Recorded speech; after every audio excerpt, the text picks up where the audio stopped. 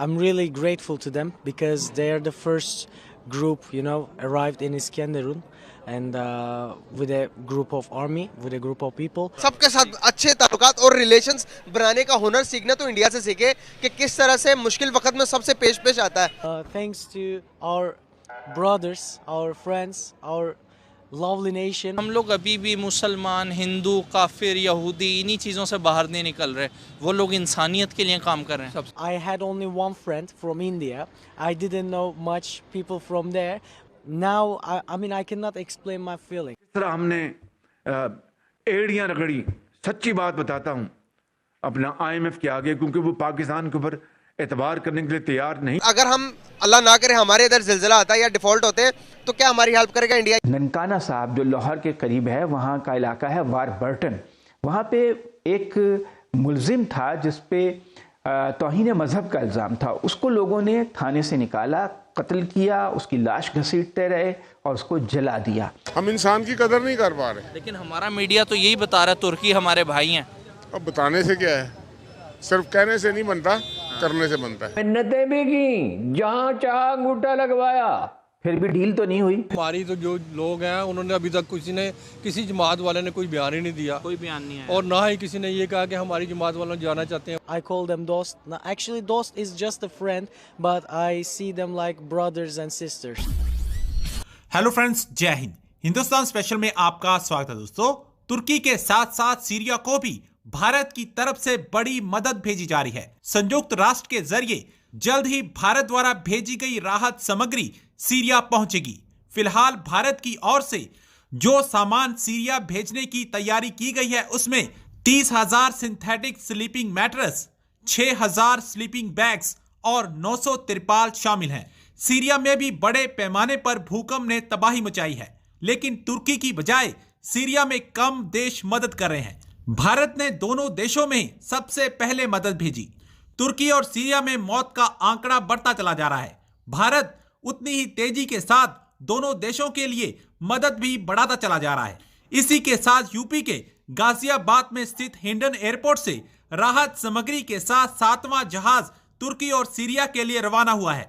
दूसरी तरफ तुर्की के लोग भारत का धन्यवाद करते नहीं थक रहे. I'm really grateful to them because they are the first group, arrived in Iskenderun and with a group of army, with a group of people, and they actually arrived in Adana Havalimanı first, which is a province in Turkey. There are lots of people staying outside. People cannot take shower. We don't have water here, but thanks to our brothers, our friends, our lovely nation, let's say, we help a lot of people. All the sicknesses, all like fractures, a cold, even survivors of disaster, earthquake survivors, we help them all. I had only one friend from India. I didn't know much people from there, but it was the first time that I met group of people from there, and now I cannot explain my feelings. Like, I hope that it won't again, and they will visit us in another matter, like for visiting, for fun. This is my expectation. That's why I call them dost. Now, actually, dost is just a friend, but I see them like brothers and sisters. में ज़लज़ला आया हुआ है और बहुत ही बुरी इस time हालात हुई भी है. वहाँ पे काफ़ी ज़्यादा अमवात भी हो रही हैं. अगर देखा जाए तो भारत ने बड़ा क्विक रिस्पॉन्स दिया है, और जिस तरीके से मदद की गई है भारत की जानिब से, तुर्की की तरफ से भी पैगाम है कि उन्होंने हमारा दोस्त होने का जो है हक़ निभा दिया है. मतलब दोस्ती का हक़ निभा दिया है. दोस्त एक ऐसा वर्ड है जो हिंदी और तुर्की में कॉमन है. बहैसियत पाकिस्तानी किस तरीके से देखते हैं, जबकि पाकिस्तान के वज़ीर आज़म ये कह रहे हैं कि 1 महीने तक जो है वो हम तुर्की से लोन की अपील नहीं करेंगे. इस स्टेटमेंट का तो मुझे नहीं पता कि शहबाज शरीफ साहब ने क्या कहा है, वज़ीर आज़म हमारे पाकिस्तान वालों ने. लेकिन पाकिस्तान के भी हालात ख़राब हैं, उनके भी हालात ख़राब हैं. ठीक है. और इतना बड़ा जो सानिया हो गया तुर्की में, ये मामूली नहीं है. कोई भी कंट्री वाला होगा, कोई भी मुल्क होगा, वो इसे खुद अवेल नहीं कर सकता. ठीक है. ये तो उसकी इंडिया की अच्छी बात है कि पूरी दुनिया की अच्छी बात है. जैसे पाकिस्तान में अभी पीछे सैलाब आया था सारा, पूरी दुनिया ने हमारी मदद की. अमेरिका में, इंग्लैंड में, सब ने.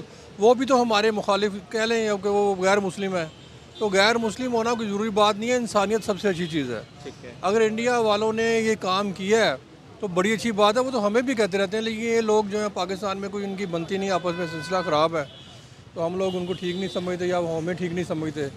ये सिलसिला ऐसे ही रहना है, लेकिन बहरहाल ये है कि पाकिस्तान वालों को कम से कम अपनी टीमें भेजनी चाहिए थी डॉक्टरों की, और जो कुछ करना चाहिए था वो कर लेना चाहिए था उनके साथ, क्योंकि वो हमेशा हमारा साथ देते हैं, पीछे नहीं हटते हमारी मुसीबतों में, और पूरी दुनिया हमारा साथ देती है। सर, हमारे वज़ीर आज़म साहब ने ये स्टेटमेंट दी थी, मैं तुर्की खुद जाके विज़िट करूंगा और ताज़ियत करूंगा, जिस पे तुर्की ऑफिशियल्स ने उन्हें मना कर दिया तुर्की आने से।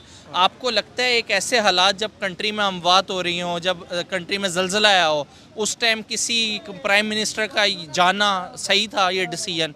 नहीं, सही तो नहीं था जी। देखें जी, उनका अपना परेशानी पड़ी है, वो इनको देखते, इनकी खैर वो आफियत पूछते कि भी आए हैं हमारी तरफ। बात तो ये कि इनको अपने सिलसिले भेजने चाहिए, डॉक्टर भेजने चाहिए, फौज भेजने चाहिए, जैसे ये इंडिया ने भेजी है सारी, मतलब डॉक्टर्स के पूरा उधर गया है। जाके 10, 15, 20 बंदे तो जाने थे ना उनकी, वो कैसे वो करते खिदमत वगैरह जो सिलसिला करते। सर, हमने एड़ियां रगड़ी, सच्ची बात बताता हूं अपना IMF के आगे, क्योंकि वो पाकिस्तान के ऊपर एतबार करने के लिए तैयार नहीं था। IMF का ये कहना था कि आप बात करते हैं उससे मुकर जाते हैं, उससे बदल जाते हैं, you don't honour your commitments, तो हम आपकी बात नहीं मानेंगे। उन्होंने पता नहीं कहाँ कहाँ अंगूठे लगवाए और कहाँ कहाँ क्या क्या उन्होंने गारंटीज ली। हारून साहब, एक तरफ आपने बचा तो गया ही नहीं। हाँ। अच्छा, अब आप देखें ना, एक तरफ तो कहते हैं मैं सच बोल रहा हूँ, जो आदमी बार बार कहे ना मैं सच बोल रहा हूँ, वो बड़ा कम इम्कान होता है सच बोल रहा हूँ। डिफॉल्ट से बचा लिया गया है, कहाँ बचा लिया गया है? आपके पास 2.90 आपके पास हैं $3 अरब, उसमें वो सऊदी अरब के पड़े हुए हैं, वो चीन के आप इस्तेमाल कर चुके हैं, जो लोगों के जाती पैसे वो भी उसमें नहीं, वो तो अलग हैं कमर्शियल बैंकों के। अच्छा, बहरहाल ये देखिए ये क्या चीज़ है, ये है तकब्बर, जो इसहाक डार साहब की शख्सियत में रचा बसा गुंदा हुआ है। मैंने डील करना, मिफ्ता कौन है, मैं उनकी मिन्नतें नहीं करूंगा। तो शहबाज शरीफ साहब ने कहा मिन्नतें भी की, जहां चाहा अंगूठा लगवाया, फिर भी डील तो नहीं हुई। फिर भी अच्छा कह रहे हैं कि वो डिफॉल्ट से कब निकाल लिया जी आपने डिफॉल्ट से? ये सियालकोट के एक बिजनेसमैन का मैसेज है दोपहर को, मैंने उसको तसल्ली तशफ़ी दी कि अच्छा मैं सियालकोट आता हूँ, यही कर सकता हूँ, आपके मसाइल को बात करूँगा, लिखूँगा। वो अपना कह रहे एलसी नहीं खुल रही, आपके जहाज कंटेनर सब खड़े हुए हैं, से ज़्यादा container. $25 billion was the target textile industry का, $25 billion इस साल का। अब अंदाजा ये है कि ज्यादा से ज्यादा 19 बिलियन होगा, वही है आपकी सबसे बड़ी एक्सपोर्ट। ठीक है। अच्छा, ये गए ओवरसीज पाकिस्तानी जो पैसे भेज रहे हैं $5-6 बिलियन उसमें गए, जो काम इन्हें IMF के साथ समझौते का 6 महीने पहले कर लेना चाहिए था, वो अब ये करने की कोशिश कर रहे हैं। जितने आप कमजोर होंगे वो उतनी उनकी सौदाबाजी की पोजीशन मजबूत होगी।